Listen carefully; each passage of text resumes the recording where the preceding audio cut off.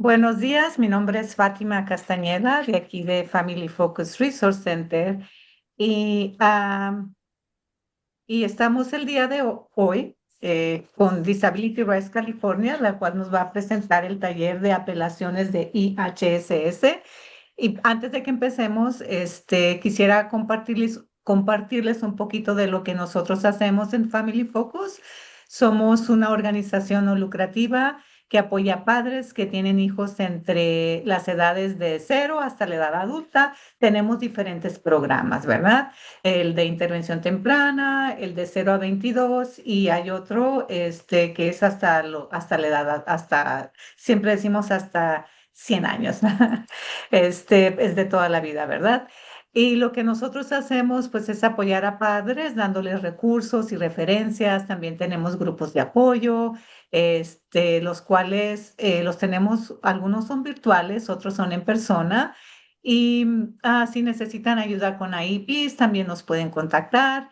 También tenemos otras oficinas, una ubicada en la Universidad de Northridge, que apoyamos en esa oficina a los padres que tienen hijos que no son clientes del centro regional.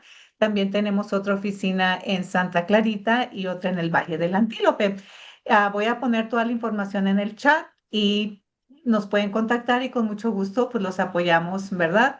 En lo que podamos y si no, pues lo referimos a otras agencias. Así es de que muchísimas gracias por participar y le damos la más cordial bienvenida al equipo de Disability Rights California, que tenemos a María Iriarte, la abogada de Disability Rights California, también está Lorni y también está Raymond. Así es que bienvenidos. Gracias. Muchas gracias. Lo que vamos a hablar hoy es sobre qué pasa cuando uno recibe una notificación de acción y no está de acuerdo con esa notificación de acción, qué es lo que hace uno, cómo se prepara para una audiencia. Next slide, please. Es importante que lo que enseñamos hoy son basados en las leyes de hoy. Mañana pueden cambiar, entonces es muy importante siempre verificar que lo que después de este taller, más adelante, que la información todavía esté correcta y una manera de hacerlo es llamarnos a nosotros. Next slide, please. Entonces, antes de hablar sobre cómo se prepara para una audiencia, quiero hablar un poquito sobre la notificación de acción y unos conceptos importantes. Y luego vamos a usar el ejemplo de Emilio, que recibió una notificación de acción donde le quieren quitar la protección de supervisión, que es un servicio que ofrece el IHSS. Y vamos a ver cómo la mamá se prepara para la audiencia y cosas que pueden pasar. Vamos a también hablar de cosas que pueden pasar después de la audiencia. Next slide, please. Ok, Emilio tiene 12 años y el año pasado cada año el programa hace un asesoramiento para verificar que la persona sigue calificando para el programa de IHSS y también las horas y los servicios. Entonces, eso pasó el año pasado con Emilio. Él por un número de años ha estado recibiendo servicios de IHSS, incluyendo la protección de supervisión. Este año recibió la mamá la notificación de acción de Emilio, indicando que le iban a quitar la protección de supervisión. Ahora, Emilio es un niño que tiene autismo y trastorno del procesamiento auditivo. Y la razón por la cual le quieren quitar la protección de supervisión es porque dicen que él es autodirigido y que ya no necesita ser supervisado las 7 días a la semana, 24 horas al día. La mamá realmente no entiende qué significa todo eso, solo ella no está de acuerdo con lo que está pasando y lee la notificación de acción y apela ese mismo día. Next slide. Vamos a regresar al caso de Emilio en un momento, pero primero quiero hablar de una notificación de acción. Cuando aplicas para un programa público o ya estás en el programa y quieres otro servicio, y le niegan ese servicio, le reducen un servicio que tiene, le quieren quitar la elegibilidad, esa entidad le tiene que mandar una notificación de acción en escrito, obviamente, y también las notificaciones de acciones se usan para avisar de algún cambio. Next slide. Hay un término en la ley que se dice que el aviso tiene que ser adecuado o en inglés adequate notice. ¿Y qué significa eso? Hay ciertas cosas que tienen que estar en este aviso. ¿Qué es lo que están haciendo? ¿Por qué lo están haciendo? En otras palabras, ¿cuáles son los códigos, las regulaciones, lo que sea que están usando para respaldar la decisión? Importante también explica el derecho de apelar y también le dice cuánto tiempo tiene para apelar. Y en el caso de IHSS uno tiene 90 días de la notificación de acción, porque la notificación de acción a mano derecha va a tener la fecha. Pero si quiere ayuda a pago pendiente, tiene que apelar antes del día efectivo de la notificación de acción. ¿Qué significa ayuda a pago pendiente? Si usted ya está recibiendo el servicio y digamos que le quieren reducir o quitar el servicio o le quieren quitar la elegibilidad, si usted apela antes del día efectivo de la notificación de acción y pides ayuda a pago pendiente, entonces cuando llegue esa fecha en la cual le iban a quitar o reducir servicios o lo que sea, nada va a pasar hasta que haya una decisión y si ganas la apelación, obviamente los servicios siguen.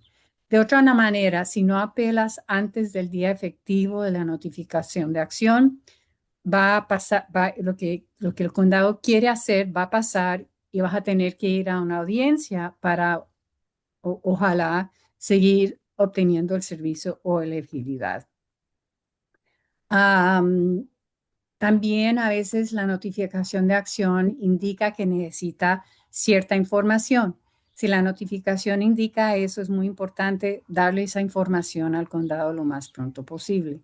Obviamente vas a querer apelar y si ellos reciben la información que necesitan, entonces pueden anular esa notificación de acción. Next slide. La notificación de acción para alguien que ya está recibiendo servicios se ve así. A mano derecha está la fecha de la notificación de acción, información sobre el caso y quién es el trabajador social. En el caso de Emilio, la fecha de la notificación de acción fue enero 5 de este año. Pero si vemos aquí donde dice as of, entonces, en la notificación de Emilio dice que empezando febrero 5 del 2025 le vamos a quitar la protección de supervisión.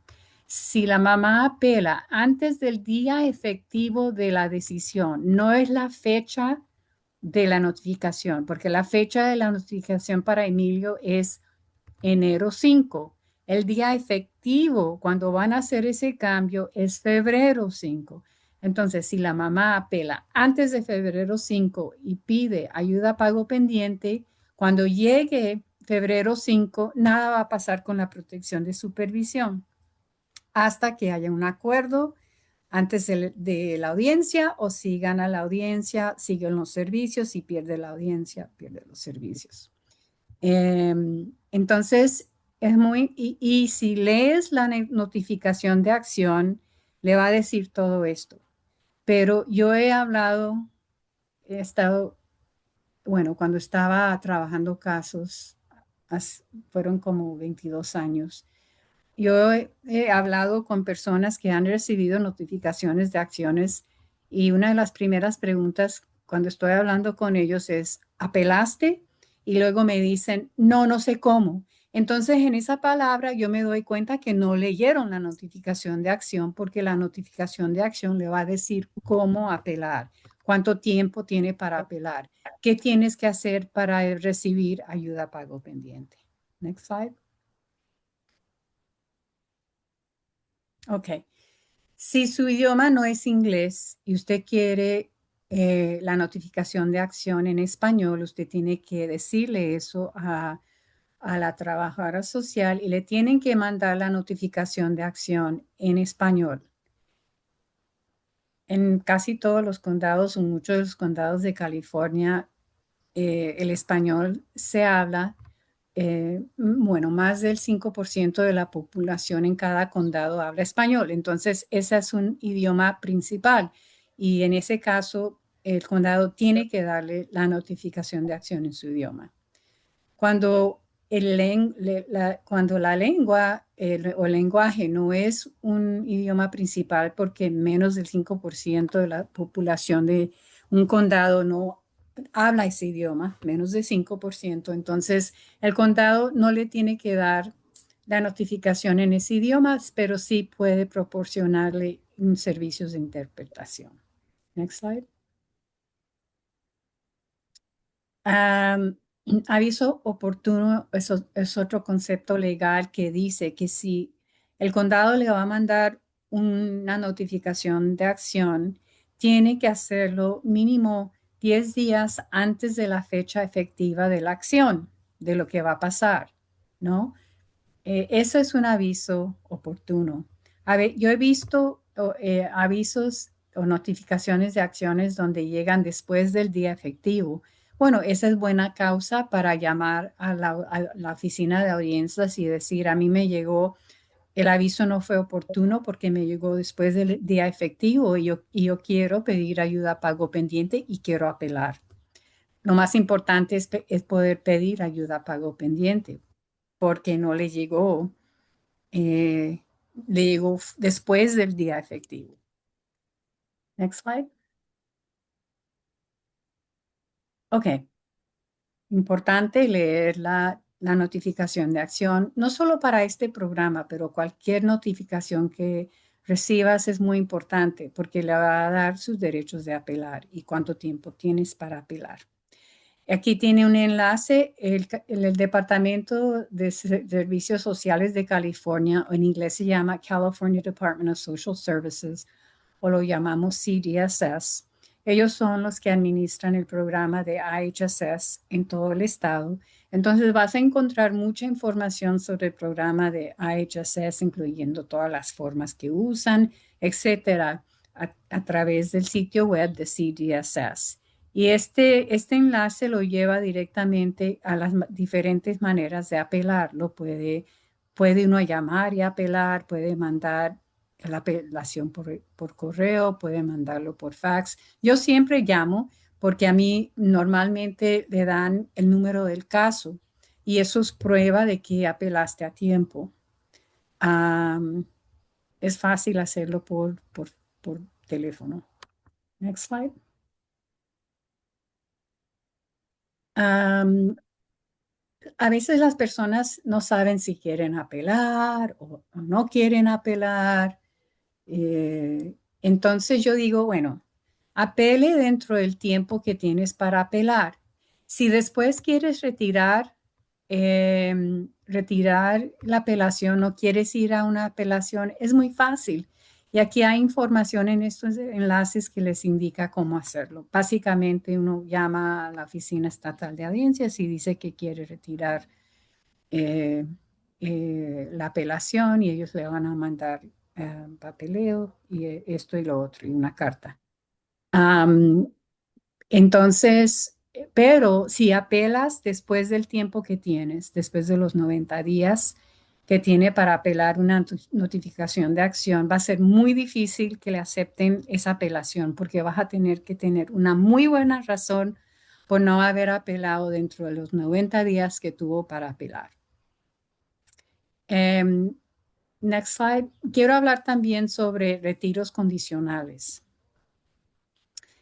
En la caso de Emilio, la mamá apeló el día que recibió la notificación de acción y pidió ayuda a pago pendiente. Entonces, cuando llegue febrero 5, nada va a pasar con la protección de supervisión. Emilio va a continuar recibiéndola hasta que se arregle el caso o llegue a una audiencia y depende de lo que pase en la audiencia, va a continuar con el servicio o no.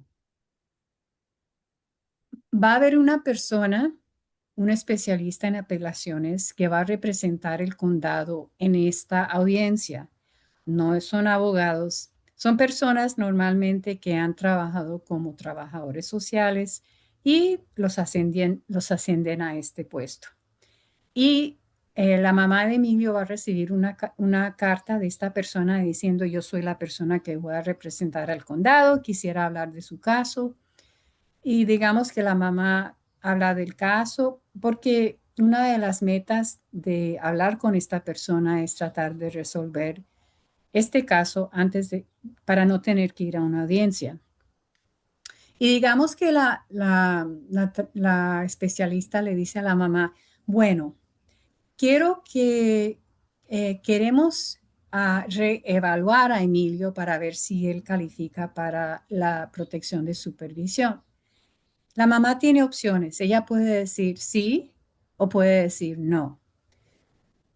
De pronto ella tiene esperanzas que si dice sí, ya cuando lo reevalúen, lo encuentren que sí continúa necesitando la protección de supervisión. Pero ella también puede decir no y le puede decir al especialista, mire, ustedes tuvieron la oportunidad cuando vinieron a hacer ese asesoramiento el año pasado para establecer esto. Yo estoy lista para ir a la audiencia y no quiero que los reevalúen. Quiero ir a la audiencia, pero yo sospecho que la mayoría de las personas van a querer darle otro chance al condado de ver a ver si en este caso la mamá quiere ver si de pronto con esta reevaluación lo van a encontrar elegible otra vez. Entonces el condado tiene, y el condado, el especial, si la mamá dice sí, entonces el especialista le va a mandar una carta que se llama un retiro condicional, donde dice que está de acuerdo que lo vamos a reevaluar, vamos a hacer esto dentro de 30 días, y lo hacen, lo reevalúan y le mandan una notificación de acción a la mamá diciendo que él continúa no siendo elegible para la protección de supervisión. O de pronto la mamá recibe una notificación diciendo si es elegible y ahí termina todo. Con esto quiero decir que no necesariamente van a llegar a una resolución en su favor si usted acepta un retiro condicional. Eso es lo que esperan, pero es posible que no. En el caso aquí, si le dicen a la mamá de no, después de que ella firmó un retiro condicional, entonces ellos ya tienen más evidencia para su decisión, ¿no? Antes de pronto no lo tenían, pero ahora van a tener más. Entonces, pero igual, es decir, son decisiones personales que cada persona tiene que tomar. Ahora, si la mamá no pidió la ayuda a pago pendiente o si va a haber una brecha en pago de la protección de supervisión, es muy importante que en el retiro condicional haya lenguaje que dice que eh, eh, la protección de supervisión va a ser retroactiva a la fecha en que le empezaron a quitar el servicio. Next slide. Okay. We're going to go to this link here. El sistema de gestación de casos de apelaciones es una manera de manejar el caso electrónicamente. La mamá de Emilio no tiene que ingresarse a este sistema, pero si se ingresa a este sistema, va a ser muy fácil ella manejar el caso electrónicamente. Entonces, Appeals Case Management System es como se llama. Y ella, if you can scroll down a little further, so aquí puede crear una cuenta la mamá, va a establecer un nombre de usuario y un password. Y ya cuando ella crea la cuenta, ella puede, todo lo que es relevante al caso, cualquier comunicación de la oficina de audiencias del condado, ella también se puede comunicar con el condado a través de este sistema. Cuando ya sea tiempo de ella mandar sus evidencias que va a usar en la audiencia, si no va a tener una audiencia en persona, ella puede usar este sistema para mandar toda esa evidencia electrónicamente para que el condado y el juez tengan esa información en el día de la audiencia. Pero la mamá no lo tiene que hacer si no se siente cómoda usando este sistema. Ella lo puede hacer de otras maneras, poniendo en su comunicación con la oficina de audiencias para establecer cómo ella va a hacer llegar la evidencia al juez y al condado, si es que no va a tener una audiencia en persona.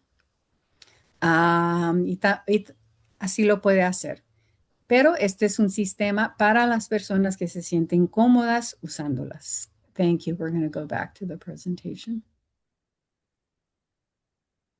Y la mamá optó por no hacerlo porque ella no se siente muy cómoda um, eh, usando ese sistema, entonces ella lo va a hacer de la otra manera, como hablé.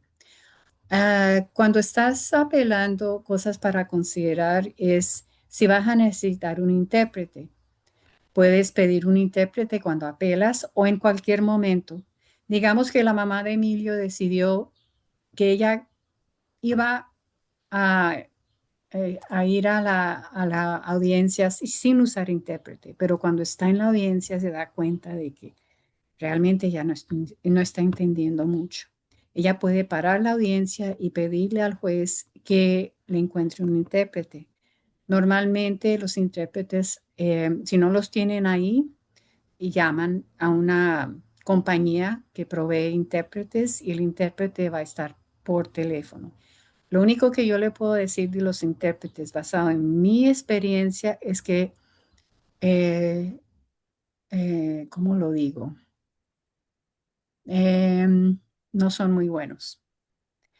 Y eso es muy importante saber, porque si el intérprete no está interpretando correctamente o todo lo que usted está diciendo, el juez solo está escuchando lo que está diciendo el intérprete y el juez va a basar su decisión en la evidencia. ¿Y la evidencia cuál es? Su testimonio oral a través del intérprete que no está haciendo el trabajo bien y evidencia escrita.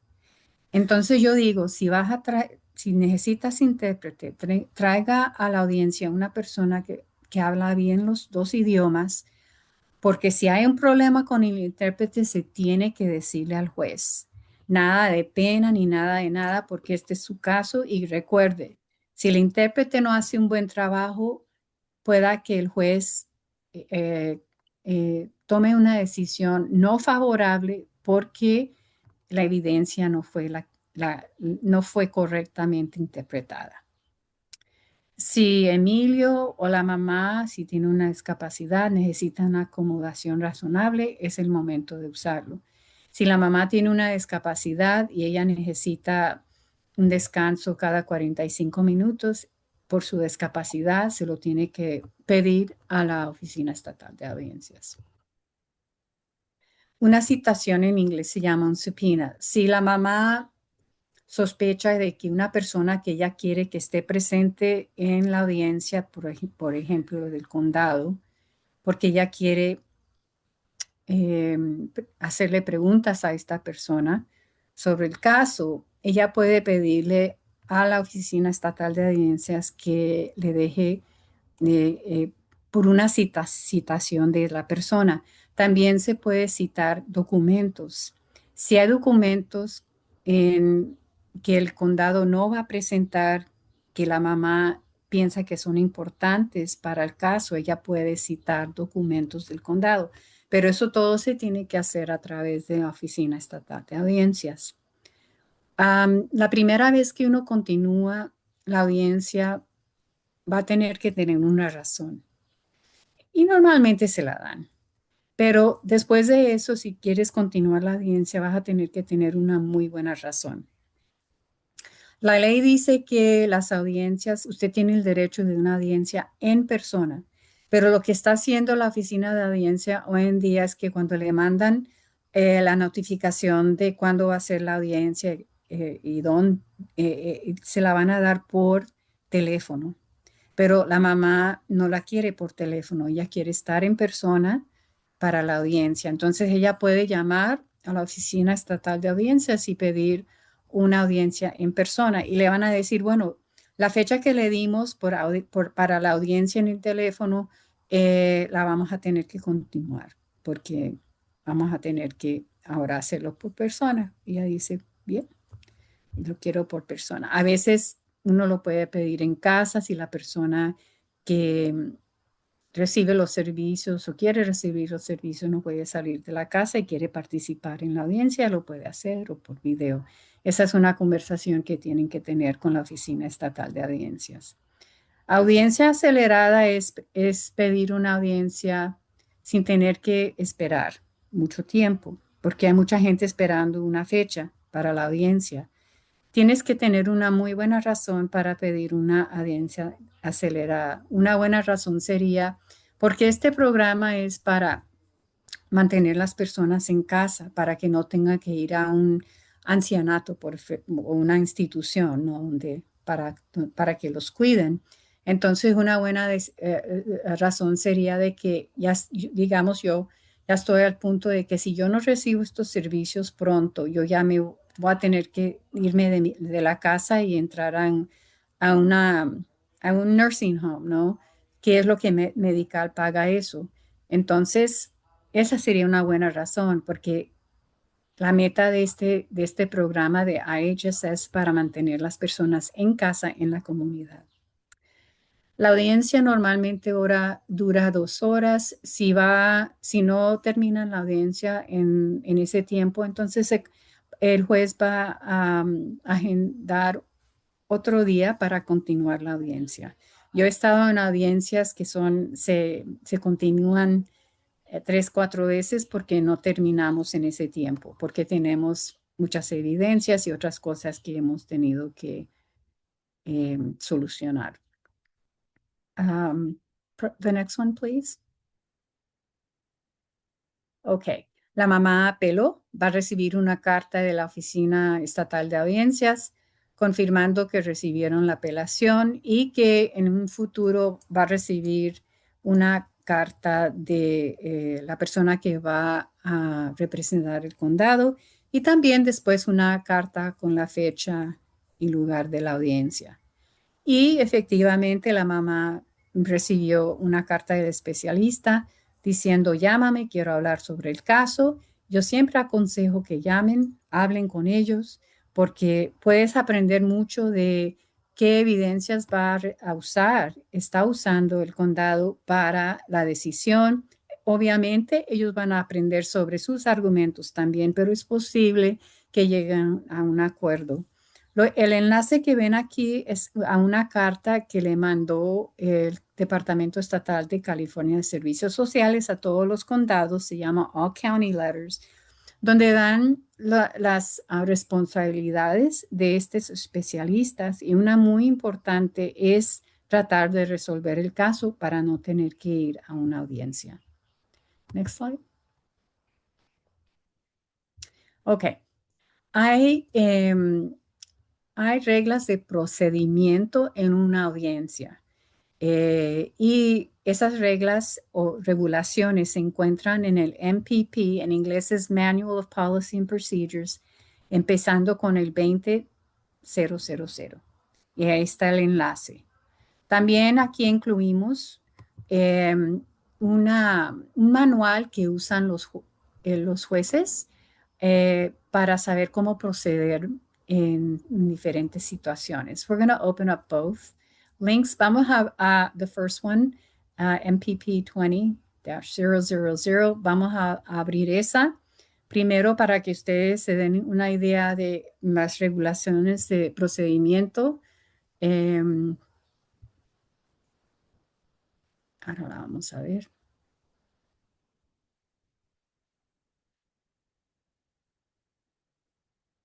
Entonces, aquí dice, por ejemplo, estas regulaciones empiezan con definiciones, el tiempo de apelar, su derecho de apelar, cómo pedir una audiencia, porque cuánto tiempo hay para pedir una audiencia, y ya, cómo se establece una audiencia, las reglas generales y procedimientos de una audiencia, sobre evidencias, sobre citaciones, sobre cuándo se pospone o continúa una audiencia, cuándo uno puede descalificar un juez. Por ejemplo, la acción del director del Departamento de Servicios Sociales de California, porque el director puede cambiar la decisión del juez. Eso sí puede pasar. Voy a hablar de eso más adelante.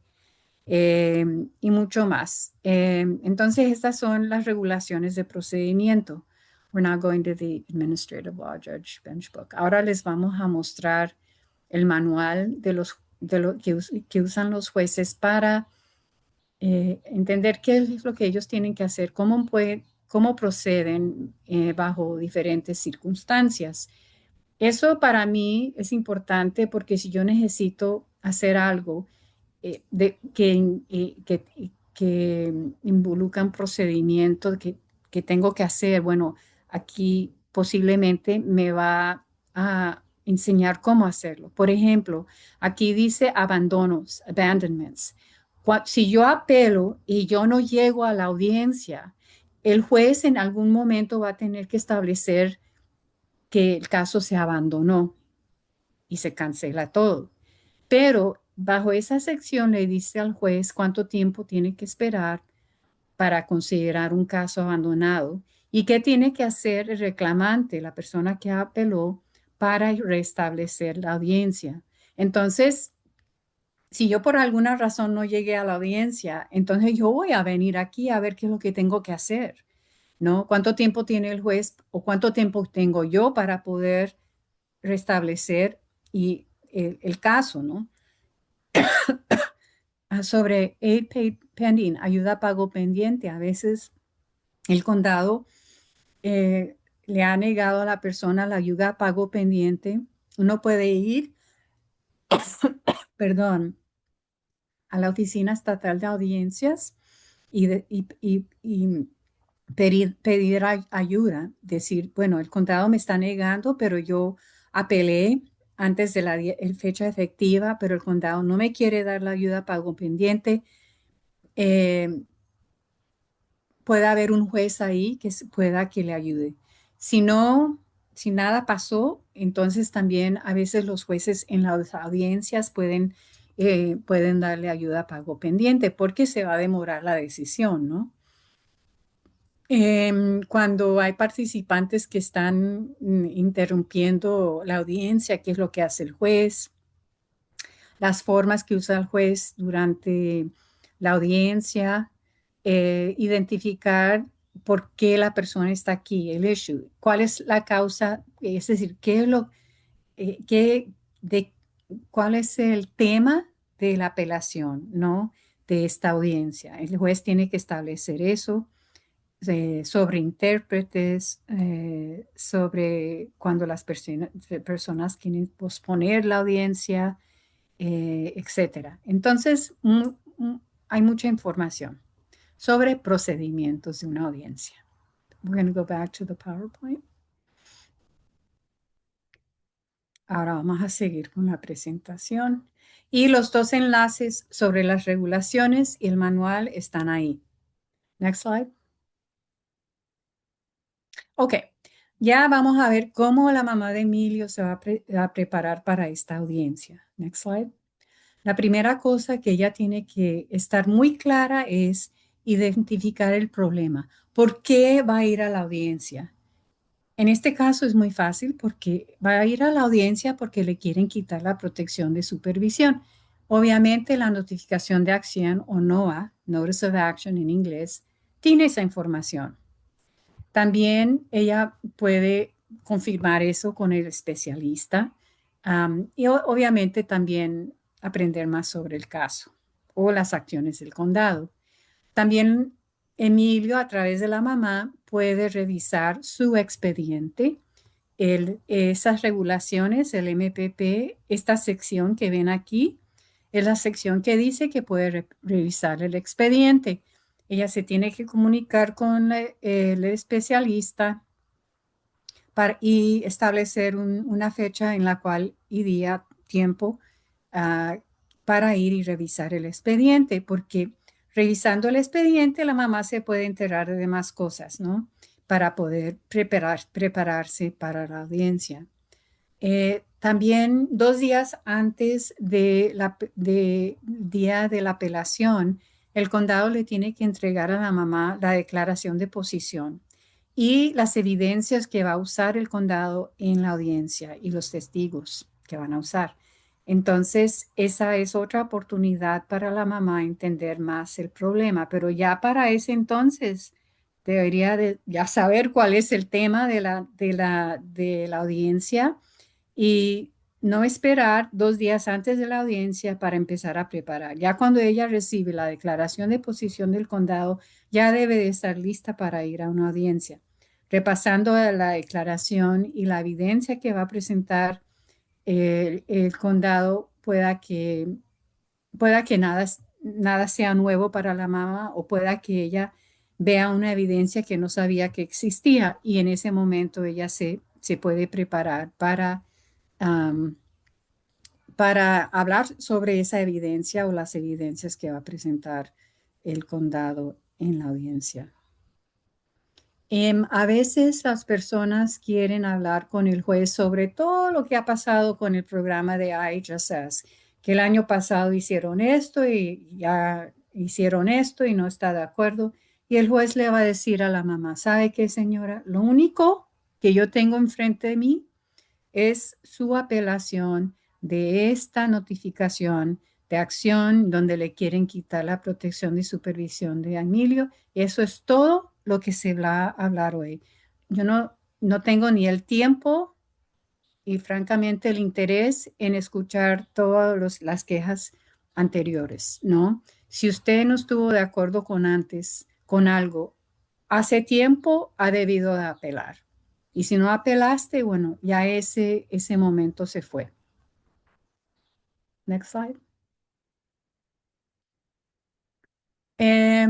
En este enlace tienen más información sobre qué debe de contener la declaración de posición del condado. Si se está preparando para una audiencia, es importante ver esto para que asegurarse que cuando le den la declaración de posición, que tenga todo lo que debe de contener ese documento. La declaración de posición realmente es el argumento que le va a dar el condado al juez. ¿Qué fue lo que hicieron? ¿Por qué lo hicieron? Las leyes, códigos, etcétera. Y los argumentos, ¿no? Y las evidencias que van a presentar. Next slide.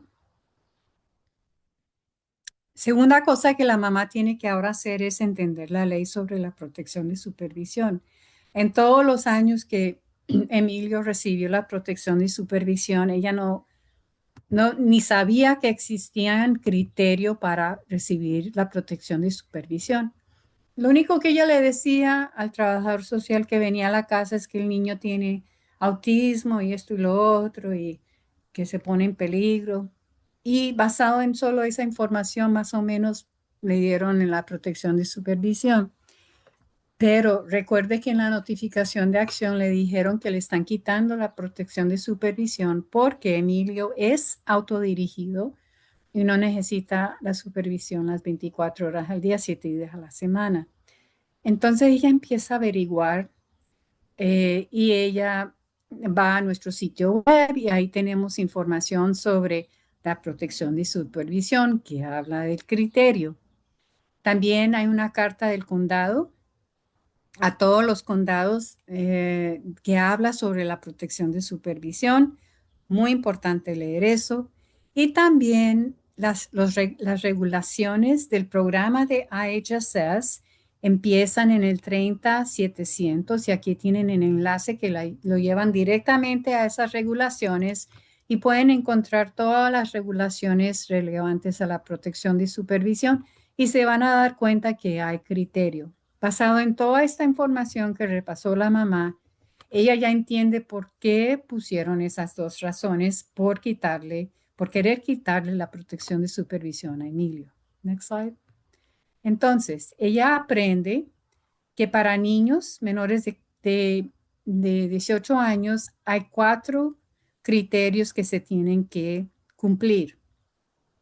El primero es establecer que a causa de una enfermedad mental, sea de desarrollo, psiquiátrico, daño cerebral, demencia, Alzheimer's, que a causa de esa enfermedad mental, la persona no es autodirigida. ¿Qué significa eso? Significa que la persona cuando está haciendo un comportamiento o va a hacer un comportamiento, la persona no entiende que lo que va a hacer o está haciendo le va a causar daño a él o ella por su discapacidad mental. También la persona tiene que tener la habilidad de ponerse en peligro. Si la persona no se puede mover nada, nada, nada, de nada y nada, entonces no va a llenar ese criterio porque no puede ponerse no, físicamente no se puede poner en esas situaciones peligrosas. También la persona tiene que necesitar ser supervisado las 24 horas al día, 7 días a la semana. El programa no paga esas horas, no paga 740 horas al mes de la protección de supervisión, pero sí requiere que la persona necesite ser supervisada para prevenir heridas porque no es autodirigido por su discapacidad mental. Y también para menores de 18 años se tiene que establecer que el niño de esa edad necesita más supervisión que un niño de la misma edad sin discapacidad.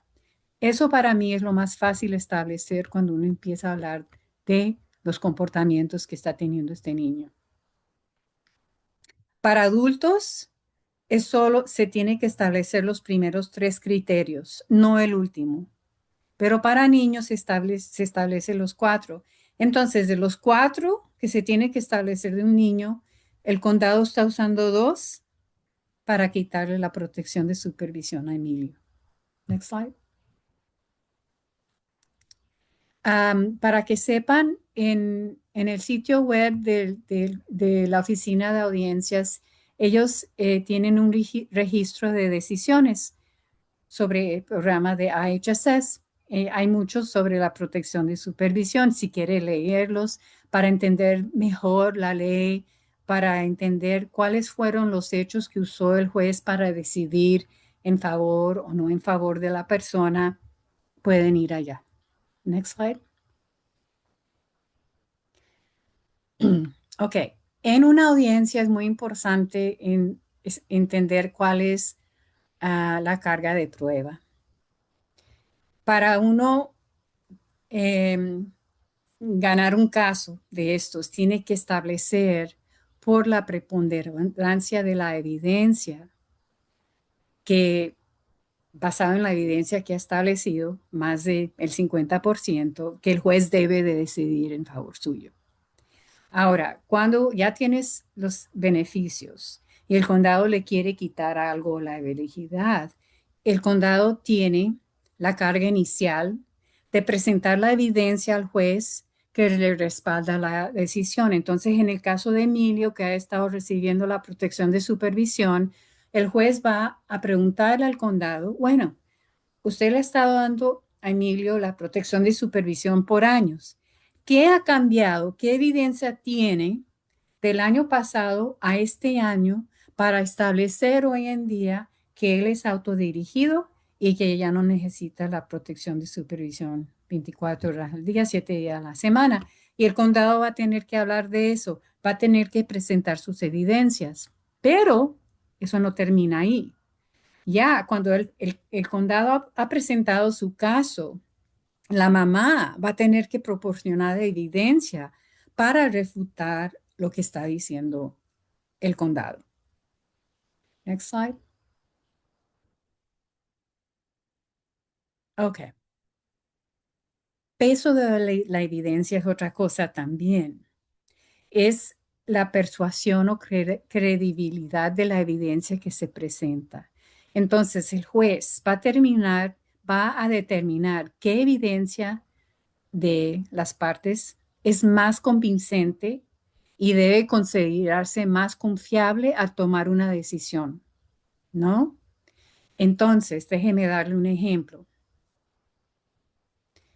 En un caso que tuve, eh, habló el doctor del niño sobre por qué el niño necesitaba las horas de enfermería. No estoy hablando de IHSS, estoy hablando de medical. Y este doctor era doctor del niño por años, conocía muy bien el caso del niño, era su doctor.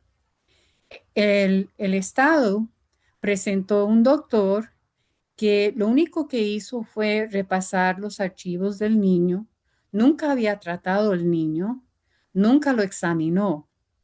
Entonces el juez le iba a dar más credibilidad al doctor, al treating doctor que trataba al niño, que un doctor que lo único que fue repasar ciertos documentos sobre el niño. Entonces, ¿qué peso le va a dar a la evidencia del Estado comparado a la evidencia que presenté yo? Obviamente, le va a dar más peso a la evidencia que yo presenté. Además, el doctor, que era el doctor del niño, era un cirujano plástico porque el niño tenía un problema donde se le abría la piel completamente hasta el hueso. Entonces, y el doctor que presentó el estado no tenía esa especialidad. Entonces, obviamente, el juez le iba a dar más peso a la evidencia que presenté yo. Pero les cuento que en ese caso, el juez encontró más creíble el, el doctor del estado y tuvo que apelar a la Corte Superior y gané el caso en la Corte Superior. Con esto quiero decir que a veces las decisiones de los jueces no son correctas. Y entonces, pero gracias que tenemos la oportunidad de apelar esas decisiones. Um, Entonces el peso es muy importante, ¿no? ¿Qué evidencias vas a presentar? Es decir, si vas a presentar la evidencia de un doctor general y el asunto el tema de la audiencia es, en este caso, la protección de supervisión y el condado trae un psiquiatra, un psicólogo que tiene más que ver con todo esto, pues entonces empieza el juez pues, a darle, a balancear las evidencias que se están presentando, ¿no? ¿Cuál es el peso de evidencia? Next slide. Las preguntas las vamos a hacer al final de la presentación. Gracias. Ahora, ya em, entendiendo la ley sobre la protección de supervisión, eh, ya ha identificado el tema de la audiencia, la mamá va a tener que empezar a reunir evidencia para refutar lo que va a decir el condado. ¿De dónde va a sacar la evidencia? Posiblemente IEPs, trianuales, el IPP, pero cuidado con todo esto. No meta documentos solo por meter documentos, léalos. Asegúrese que lo que está diciendo un documento lo está diciendo los otros documentos, que los mismos hechos, que todo está consistente, ¿no? Porque si usted mete un IEP diciendo una cosa y el IPP dice otra del mismo tema, ¿a quién le va a creer el trabajador social? ¿A quién le va a creer el juez? si usted firmó los dos documentos y los hechos sobre ese mismo tema son diferentes, ¿no? También la mamá puede hablar con el doctor, el especialista, doctores para, de pronto los registros tienen información que le va a ayudar a la mamá o le puede pedir una carta a los doctores de Emilio. Next slide. El SOC 821 es una forma que necesita el condado y es solo un documento, no es, eh, no es determinante de si calificas para la protección de supervisión o no. Esta forma le pide a un profesional hablar sobre la memoria, orientación y juicio de la persona. Y aunque el doctor ponga que todas las tres áreas son severas, eso no significa que le van a dar la protección de supervisión, porque se va a usar esta forma con otras evidencias para establecer la necesidad de la protección de supervisión, porque recuerde, la protección de supervisión tiene criterio. Next slide. El niño tiene proveedor de ABA, la mamá puede mirar los registros o pedirle una carta de los proveedores. También la mamá puede tener testigos. Si ella va a, los testigos pueden dar testimonio por teléfono, en persona, si va a haber una audiencia en persona. También la mamá puede tener declaraciones. Es un documento que es básicamente el testimonio del testigo bajo perjurio. Es firmado y con fecha de la persona. Yo siempre usaba declaraciones porque se me hace como más eficiente en estos tipos de audiencias. También a veces es importante lo que pasó en la evaluación. Por ejemplo, yo tuve un caso donde la mamá le habló al trabajador social que vino a hacer el asesoramiento sobre nuevos comportamientos que tenía el hijo. Y cuando la mamá revisó el archivo del niño y también la declaración de posición del condado, también tenía la forma que la trabajadora usó en ese asesoramiento, ninguno de los comportamientos estaban ahí que ella le había dicho a la trabajadora social. Además, había información en esa forma que era incorrecta. Entonces, eh, la mamá, y esto fue lo que hicimos en la audiencia, yo le pregunté, porque yo era la que representaba a este niño, a la trabajadora social por qué no tenía esta información que había de los comportamientos nuevos del niño y que la mamá, aquí usted puso que la mamá dijo esto, pero ella nunca dijo eso. ¿Por qué lo puso? Entonces, en ese momento la trabajadora social no supo qué decir, ¿no? Es decir, oh, ella no, pero otra puede decir, oh, ella nunca dijo eso. Entonces, en ese momento, el juez va a tener que decidir a quién le va a creer, a la mamá, después de su testimonio, o a la trabajadora. Si la trabajadora se niega a que la mamá dijo eso, entonces yo voy a preguntarle a la mamá cuando vino la trabajadora, ¿usted qué fue lo que le dijo? Entonces, en ese momento el juez va a tener que decidir a quién le va a creer. Um, ok, next slide. O si la mamá no tiene un registro de peligros o en inglés lo llamamos hazard logs, es bueno establecer uno.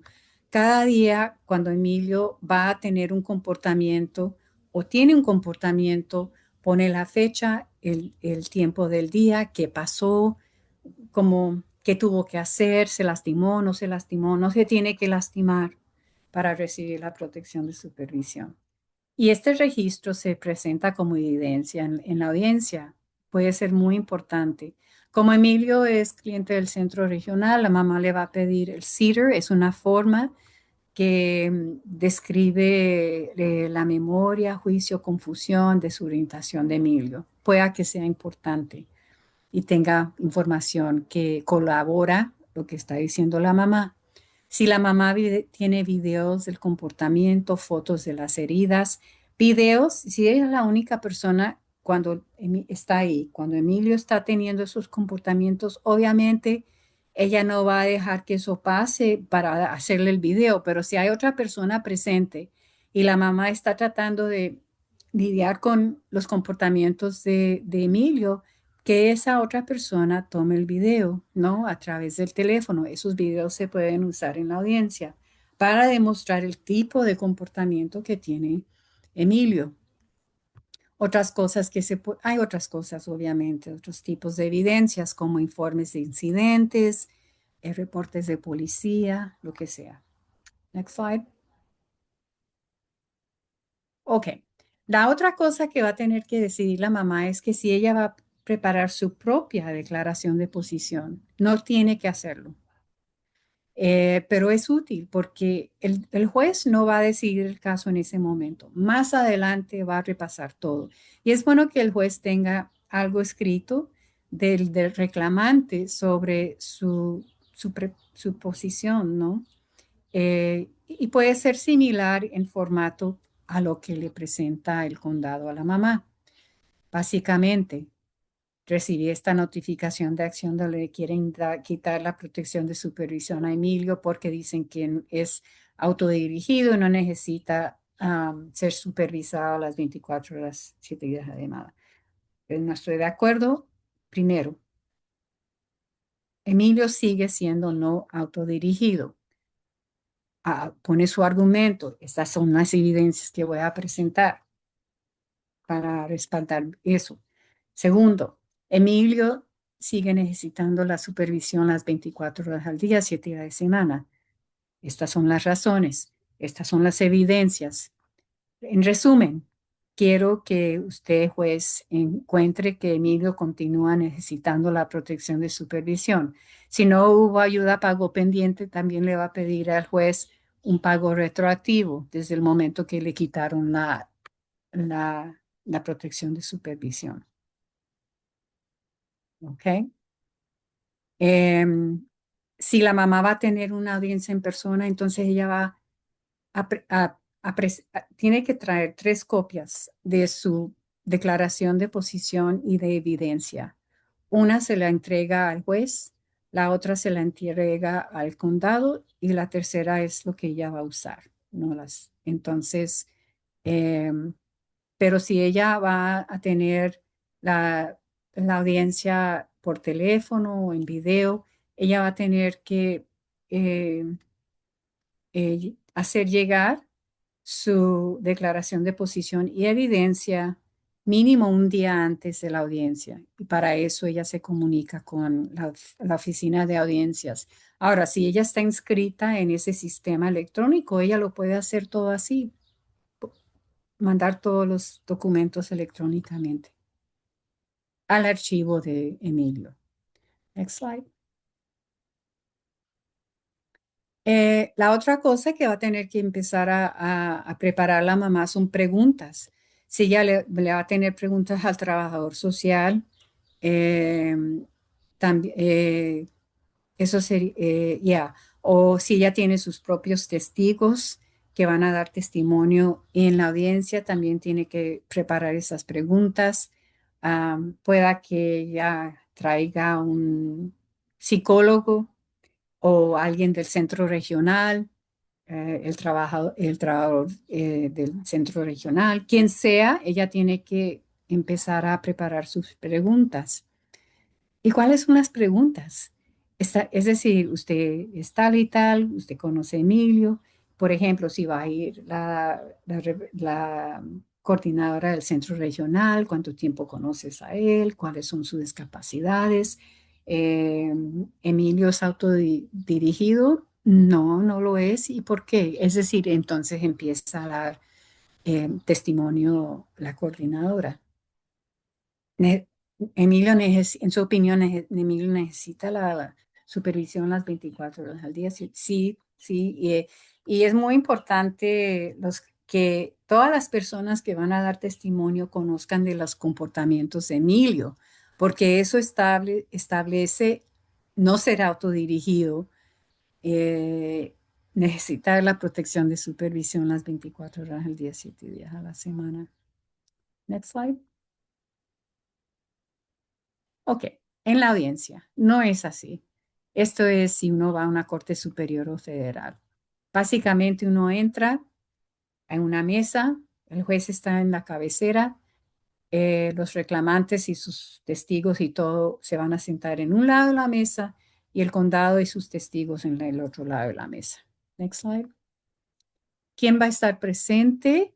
Obviamente el juez, el especialista, el trabajador social de pronto o un supervisor, usted el reclamante, si tiene un representante autorizado, lo puede traer el día de la audiencia a alguien que va a representar, por ejemplo, en el caso de Emilio, alguien, la mamá trae a la persona, se tiene que llenar un formulario y voilà, es representante. Los testigos, el intérprete, todos esos van a estar ahí. Next slide. Ok. ¿Qué es el record?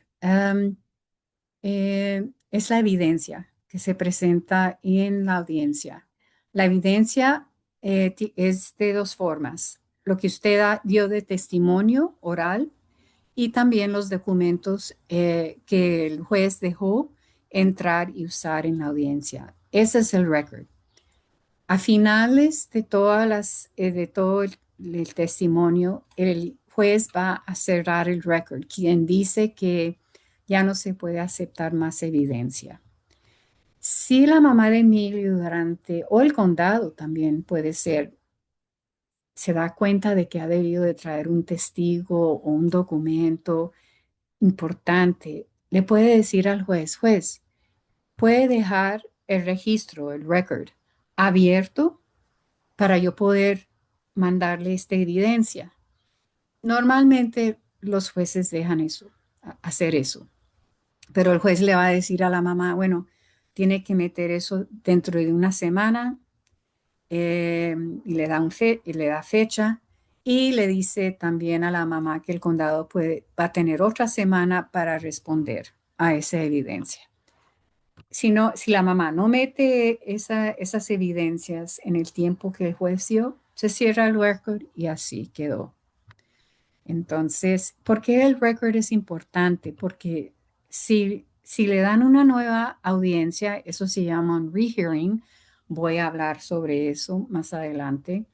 Ese record se va a usar en esa nueva audiencia. Si vas a apelar, la apelación ya es con la Corte Superior. El juez en la Corte Superior va a mirar el registro para decidir el caso. No hay nueva evidencia en la Corte Superior. Muy rara vez se va a dejar entrar nueva evidencia en la Corte Superior. Entonces, por eso es que el record es tan importante. Y como en la audiencia todo se está grabando, el testimonio oral se grabó. Entonces, si vas a ir a un rehearing o si vas a apelar a la Corte Superior, es muy importante llamar a la Oficina Estatal de Audiencias y pedir el recording. Se me olvidó cómo decir eso en español, pero eh, lo que se grabó. Y ellos se lo mandan, le cobran muy poquito por eso, pero se lo mandan. Porque es importante, si vas en, porque ya se llama un writ of administrative mandamus con la Corte Superior. Sí, usted lo puede hacer, pero va a ser muy difícil. En ese momento usted va a querer buscar un abogado que le ayude con eso. ¿Por qué? Porque si ganas el caso, usted le puede pedir al juez que le pague los honorarios razonables del abogado y el Estado va a tener que hacerlo, el condado. Next slide. Ok. Secuencia general de eventos en una audiencia. Primeramente, el juez va a hablar de cómo va a proceder la audiencia. Va a tomar juramento de los testigos y va a revisar las evidencias en escrito que presentaron las dos partes y le va a decir a todos, ¿hay alguna objeción con las evidencias que se han presentado?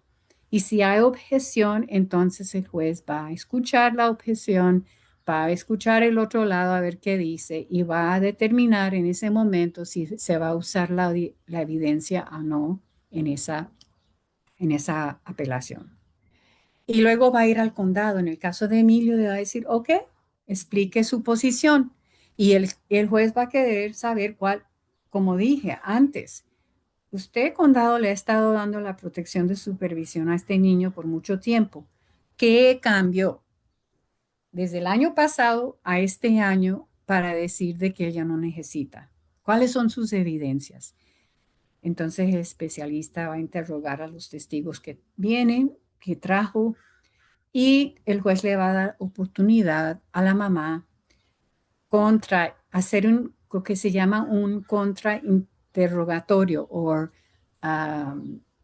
cross-examination, se dice en inglés, con el objetivo de disminuir el testimonio de la persona que dio el testimonio, ¿no? Eh,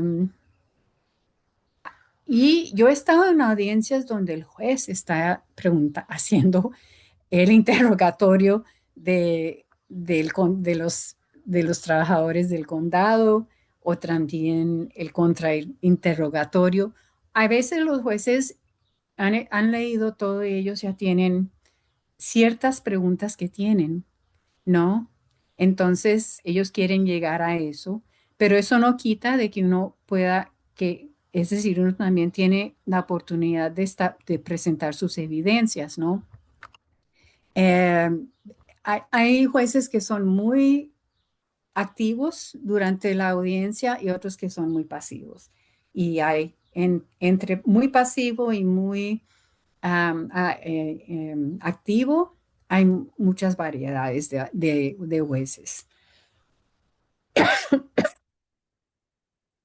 Ya cuando el condado ha presentado todas sus testigos y la mamá ha hecho contrainterrogatorios, el juez va a decir, bueno, mamá, ¿usted qué dice? ¿Mm?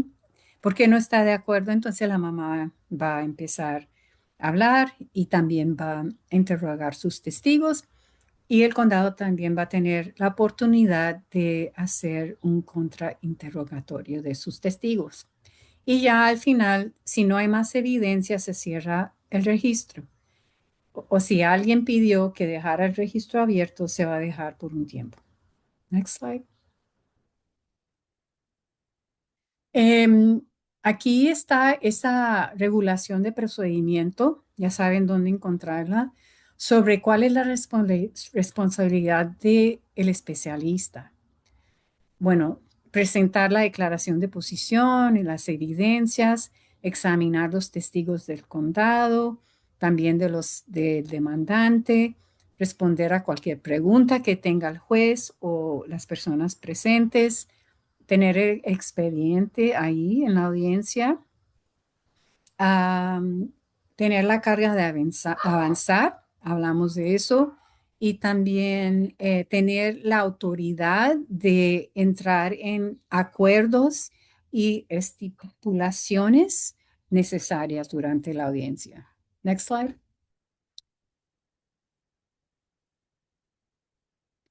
Ok. Si no dejó el registro abierto, el juez va a cerrar el registro. Ya no se pueden meter nada más de evidencias.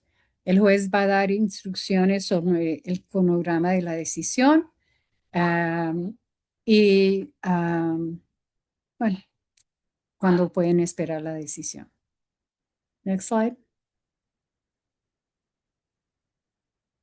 Ok. El juez va a escribir la decisión. Esa es la decisión del juez administrativo. Pero como les dije antes, el director de CDSS puede cambiar la decisión del juez y eso se llama una decisión alternativa, pero tiene que tener base legal y de hechos para poder hacer eso. El director no puede hacerlo, cambiar la decisión del juez porque no le gustó. En la decisión alternativa tienen que explicar por qué la ley y o los hechos cambia la decisión del juez. Yo he tenido decisiones alternativas que fueron decididas incorrectamente. En otras palabras, la decisión del director fue incorrecta y tuve que ir a la Corte Superior para ganar. Eso pasa. También he tenido decisiones del juez que han sido incorrectas también y he tenido que llevar eso a la Corte Superior para ganar. Desafortunadamente pasa. ¿Qué pasa? En la decisión o sea, alternativa o del juez, le dice, usted tiene la posibilidad de un rehearing, de volver a una audiencia, pero no es garantizado. Según su próximo nivel de apelación, no es un rehearing, sino ir a la Corte Superior. Ese es su próximo nivel de apelación. Pero posiblemente puede ir a un rehearing mientras tanto. Pero como dije, no es mandatorio. The next slide, please. Ok. Un rehearing es una nueva audiencia. Esa regulación de procedimiento le dice cómo hacerlo. Tiene que pedir un rehearing dentro de 30 días de haber recibido la decisión. Cuando pides el rehearing, tienes que poner cuándo recibió la decisión, porque tiene que ser dentro de 30 días después de haber recibido la decisión. Muy importante. Y tiene que indicar por qué quiere una nueva audiencia. ¿Qué pasó en la audiencia que tuviste que piensas que necesitas una nueva audiencia? Por ejemplo, digamos, posiblemente los hechos no soportan la decisión del juez y tienes que hablar cuáles son los hechos de la audiencia o las evidencias que se presentaron y por qué esas evidencias tienen más peso, las evidencias que usted presentó tienen más peso que las evidencias que presentó el condado. Esa puede ser una razón.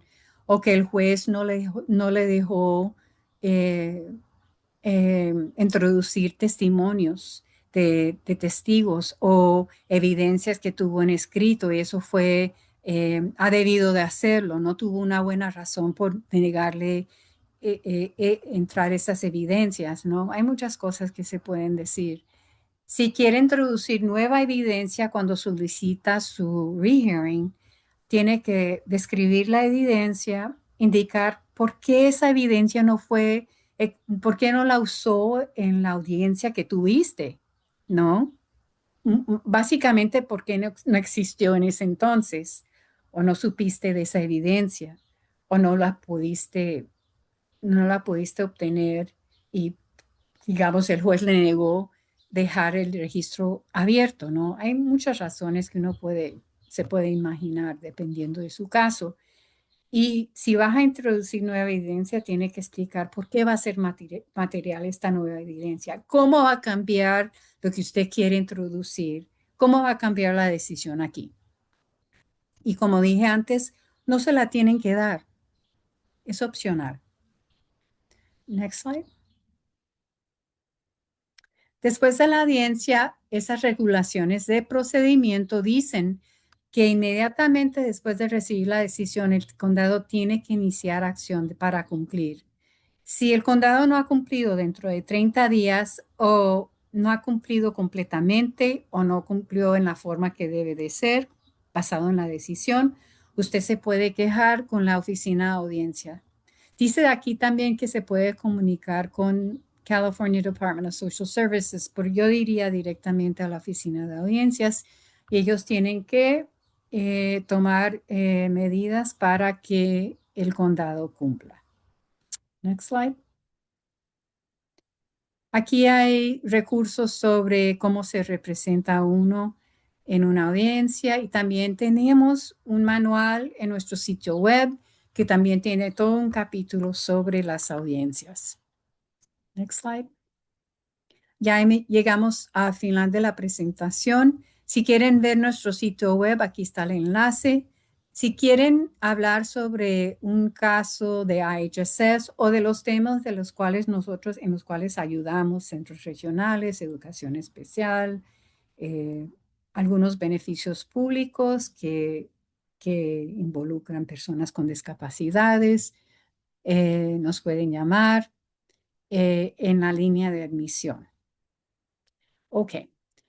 Sí les pido que por favor las preguntas sean sobre el tema de hoy, que son apelaciones en el programa de IHSS.